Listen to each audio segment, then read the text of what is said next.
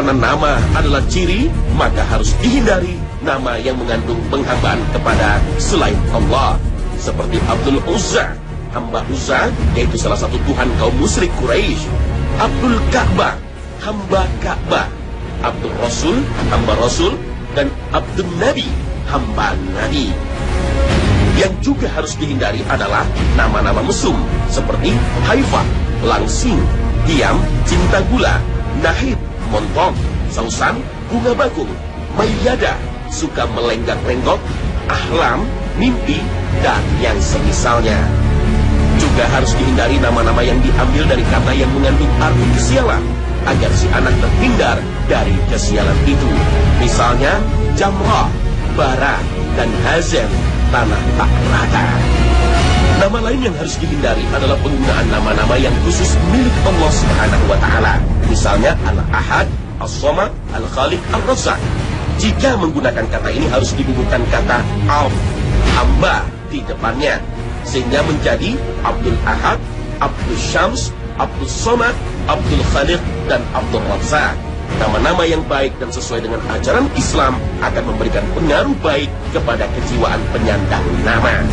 Di sisi lain, nama menunjukkan ciri khas umat Islam sebagai umat terbaik yang pernah dikeluarkan oleh Allah Subhanahu wa Ta'ala untuk membimbing umat manusia menuju cahaya kebenaran dan prinsip-prinsip ajaran Islam. Rasulullah SAW seringkali mengganti nama buruk dengan nama yang baik. Diriwayatkan bahwa Umar mempunyai anak perempuan bernama Asiyah, pelaku maksiat. Maka Rasulullah SAW langsung mengganti dengan nama Jamilah, cantik. Abu Daud juga meriwayatkan bahwa beliau juga pernah mengganti nama orang-orang yang menyandang nama Asi, yang artinya laki-laki pelaku maksiat, nama Aqla atau kasar, mengganti nama Syaiton atau setan, Ghurab atau gagak, dan Habab yang berarti ular menakutkan. Dari riwayat yang sama, Rasul SAW juga telah mengganti orang yang bernama Harb yang berarti perang dengan Silm atau damai. Mengganti nama Muktoji yang berarti tidur dengan Munba'id atau bangkit. Mengganti nama Bani Zaniyah yang artinya anak zina dengan Bani Rashdah yang berarti anak perempuan bijak, serta mengubah nama Bani Mughwiyah atau anak perempuan penggoda dengan Bani Rashdah. Nama yang buruk bisa berpengaruh pada sang pemilik nama. Hal ini pernah dialami oleh keluarga Sa'id bin Musayyib. Dikisahkan bahwa Sa'id bin Al-Musayyib punya kakek yang bernama Hazan. Suatu hari sang kakek datang menghadap Rasulullah SAW lalu ditanya, "Siapa namamu?" Sang kakek menjawab, "Namaku Hazan," yang artinya adalah tanah kasar dan tak rata. Rasulullah SAW lalu menggantinya seraya bersabda, "Kini namamu adalah Sahal," yang artinya tanah datar atau rata. Kakek Sa'id pun berkata, "Aku tidak akan mengubah nama yang telah diberikan oleh ayahku." Di kemudian hari, Sa'id berkata, "Akhlak kasar terus saja mendera orang-orang dari anggota keluargaku." Kisah lain diceritakan oleh Yahya bin Sa'id bahwa Umar bin Khattab pernah bertanya kepada seorang laki-laki, "Siapa namamu?" Orang itu menjawab, "Namaku Jamrah," artinya bara.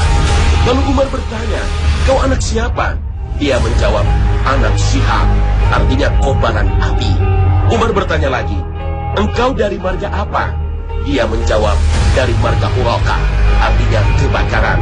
Umar kembali bertanya, "Di mana kamu tinggal?" Dia menjawab, "Di Harrat An-Nar," artinya gurun api. Umar masih penasaran, "Di bagian mana?" Dia jawab, "Di Sabilawa," artinya pasir berlidah api.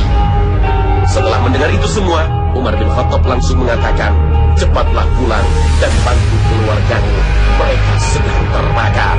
Dan ternyata apa yang dikatakan Umar benar-benar terjadi. Terkait dengan anjuran Rasul yang telah mengingatkan agar tidak menggunakan nama-nama yang khusus hanya milik Allah Subhanahu wa Ta'ala, terdapat kisah menarik. Suatu ketika ada delegasi utusan yang datang ke Madinah dan dipimpin oleh seorang laki-laki bernama Abul Hakam. Rasulullah SAW memanggilnya dan mengatakan, Hanya Allah lah Al-Hakam atau Hakim, dan kepadanya diputuskan segala urusan. Mengapa kamu memakai julukan Abul Hakam, nama yang hanya patut disandang oleh Allah Subhanahu wa Ta'ala? Dia menjawab, kaumku jika berselisih akan datang kepadaku, dan aku akan menyelesaikan perselisihan mereka. Masing-masing pihak pun menerima keputusanku. Rasul menimpali dengan mengatakan, wah, bagus sekali. Tetapi siapa saja anak-anakmu? Dia menjawab, namanya Syurai, Muslim, dan Abdullah. Rasulullah bertanya lagi, siapa yang tertua di antara mereka? Dia menjawab, Syurai. Kalau begitu, kamu lebih baik disebut Abu Syurai.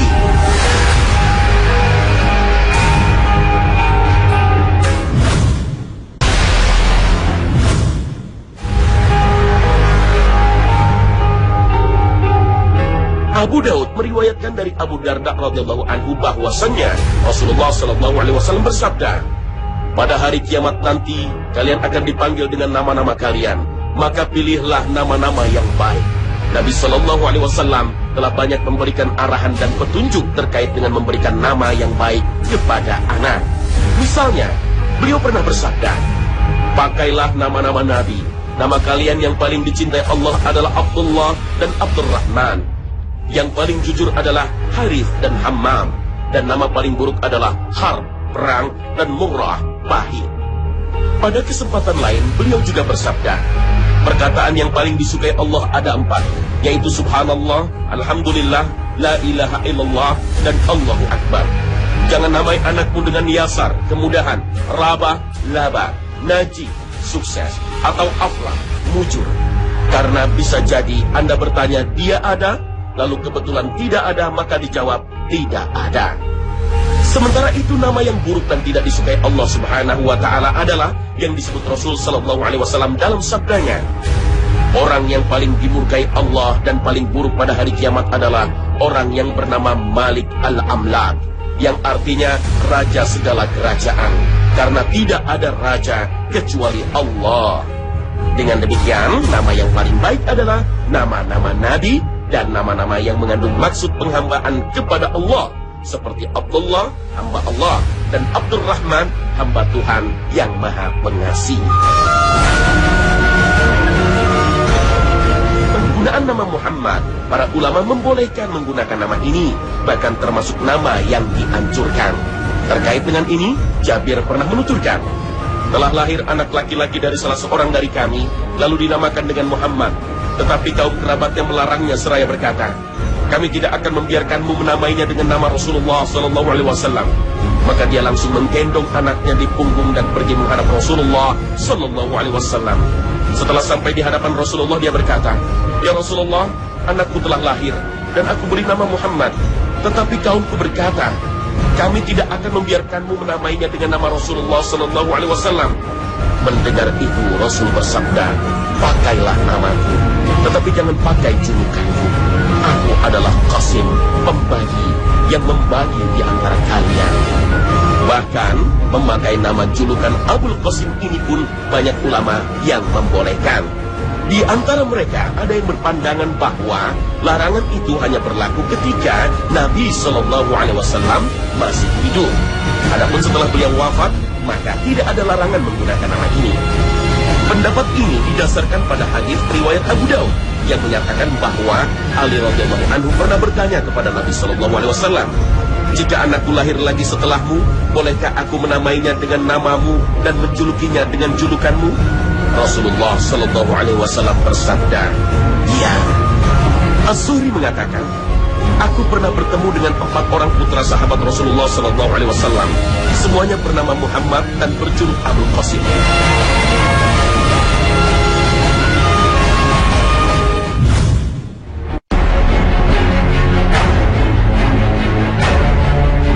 Berdasarkan berbagai riwayat dan petunjuk Rasul Sallallahu Alaihi Wasallam, seorang ulama kontemporer merumuskan petunjuk pemberian nama. Pertama, Islam tidak mewajibkan keluarga Muslim untuk memberikan nama tertentu kepada putra-putri mereka, baik dalam bahasa Arab maupun non-Arab. Tetapi yang ada adalah anjuran. Kedua, nama harus baik, tidak dianggap buruk oleh masyarakat dan tidak dibenci oleh anak saat sudah dewasa. Seperti nama yang mengandung kesialan, maknanya tercela, atau nama tokoh yang mempunyai citra buruk dan jahat. Ketiga, nama tidak mengandung penghambaan kepada selain Allah, seperti hamba Ka'bah, hamba Nabi, dan lain sebagainya. Para ulama sepakat bahwa hukum menggunakan nama seperti ini adalah haram, kecuali Abdul Muttalib. Keempat, nama tidak mengandung makna takabur atau angkuh, seperti Maharaja, Syahinsyah, nama-nama dari Asmaul Husna yang khusus untuk Allah tanpa menambahkan kata al, hamba di depannya, dan nama-nama dari Asmaul Husna yang bukan khusus untuk Allah tetapi memakai sandangan al, seperti Al-Aziz, Al-Hakim, Al-Ali, Al-Halim, dan lain-lain. Adapun dalam bentuk tak tertentu tanpa menggunakan sandangan al, seperti Ali, Halim, Rauf, Hakim, dan lain-lain, maka dibolehkan. Kelima, dianjurkan untuk menggunakan salah satu dari nama Allah dengan menambahkan kata ab di depannya. Keenam, dianjurkan untuk menggunakan nama-nama para nabi dan orang-orang saleh untuk mengenang jasa-jasa mereka dan meneladani mereka. Ketujuh, tidak ada seorang ulama pun yang melarang menggunakan nama dalam bahasa selain Arab, asal maknanya baik. Faktanya, kaum muslim memang membiarkan banyak nama selain Arab yang dimiliki oleh laki-laki dan perempuan yang masuk Islam dan hidup di lingkungan halal. Contoh paling nyata dari hal ini adalah Maria, nama ibunda Ibrahim, putra Nabi Shallallahu Alaihi Wasallam, yang tetap menggunakan nama aslinya dari bahasa Koptik Mesir, karena Maria adalah seorang wanita dari Mesir.